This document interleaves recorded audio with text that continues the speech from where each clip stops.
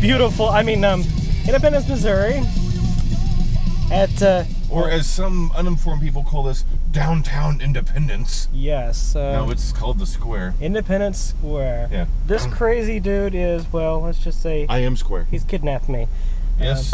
I'm going to give him a little raping later. No. Just a little one. We've only known each other since my freshman year of high school. But yes, I did used to live here for many, many years. Not at the Square here, but this is Independence, Missouri, home of Harry Truman. And there we can buy caskets for cheap. Cool. Isn't it like a city ordinance that anytime you say Independence, Missouri, you have to say home of Harry Truman? Home of Harry Truman. I'm pretty sure that's an ordinance. I believe so. But, whoa. That, and you have to have... The cinema has changed. Yeah, they changed that that used to be fairly recently. Is that not the cheap cinema anymore? No, it's like new things. Ooh, They real cinemas. redid everything on the inside. So, yay. Yeah, I used to walk up to this place when I was a kid. There wasn't a whole lot here, but, you know, it's a good place to get in trouble. And and steal Harry's cane. Ooh, there's Harry Truman right there. This is the courthouse, the old courthouse. And there's not much more of interest to see here at the Square. It's, you know, it's your typical old town square that refuses to die. Oh, and in case you didn't know, it is the home of Harry Truman. Yes, Independence, Missouri, home of Harry Truman. Yeah. Just in case we all didn't know. In case we didn't mention it before. Home of meth and Mormons too. All right, since we are in Independence, Missouri, home of Harry Truman, I would be remiss if I did not drive you past the Harry Truman Library. Yes, I've been in there a total times of once. Patrick used to live up this way, and we would walk home from school together sometimes just to hang out. And so I would walk past here on my way there. And as far as the Truman Library, that's about all I can tell you about it. I didn't really pay a whole lot of attention to it. Next, the Truman Home. I'm outside the Truman Home. It's a big old mansion, as you can see. In 15 years of living here in Independence, Missouri, home of Harry Truman, I have never been to visit the Truman Home. Ever. I guess it's the whole local phenomenon. You know, you don't really visit the local sites unless you're from out of town.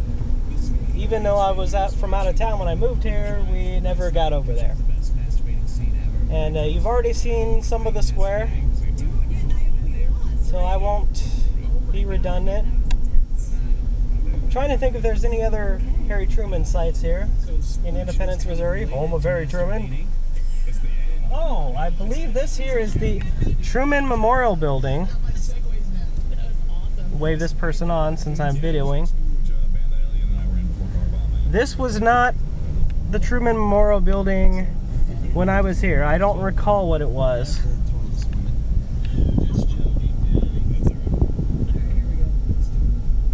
But apparently, since I moved away from here, they've started putting up these little signs with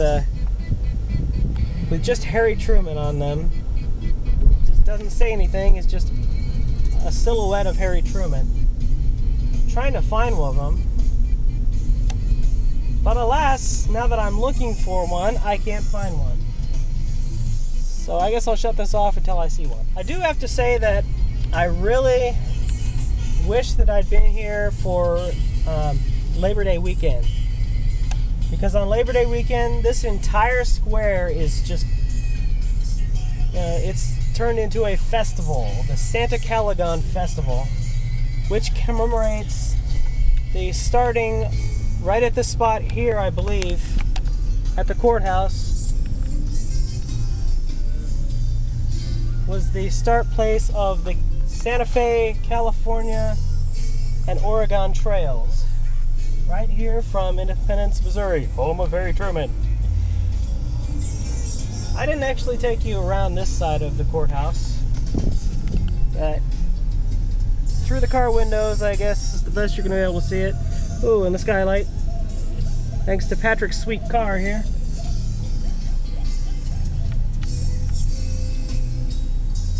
Santa Caligan Festival was always a lot of fun, especially when I was a teenager.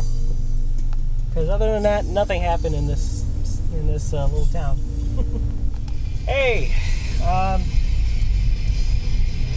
me get a little closer here. No discussion of Independence, Missouri would be complete without discussing the church that I was raised in, the Community of Christ, which is headquartered here.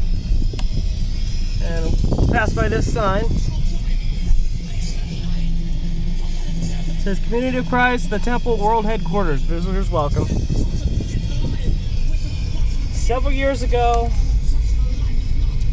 the church set forth to build something that they had a goal to build for years and years and years, and that was their temple. There's a lot of controversy over the design.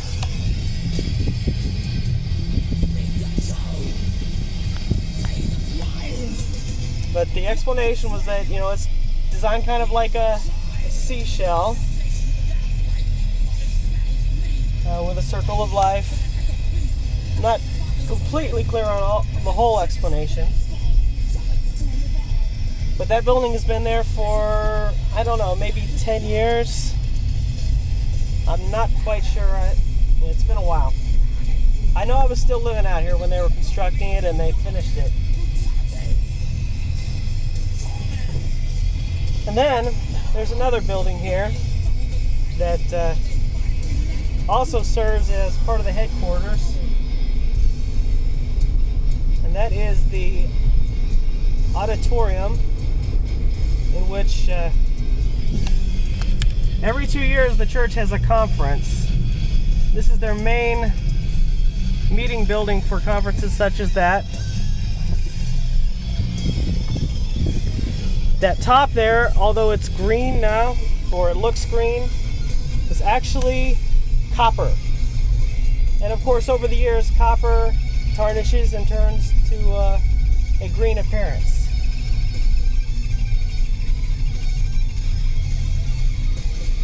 Now, I lived here for 15 years, and over that time I heard a lot of the rumors that people spread about that Christ was supposed to come back and return on top of that dome.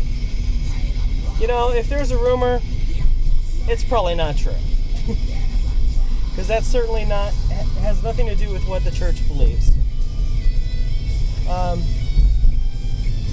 In fact, it's really fairly traditional as far as Christian churches go, with the belief in Christ as the Messiah and being the only way to heaven. And like any other denomination, they may believe in things that you don't agree with, that I don't agree with, and so forth. But nevertheless, there are the core things in common. Anyway, that's all on that.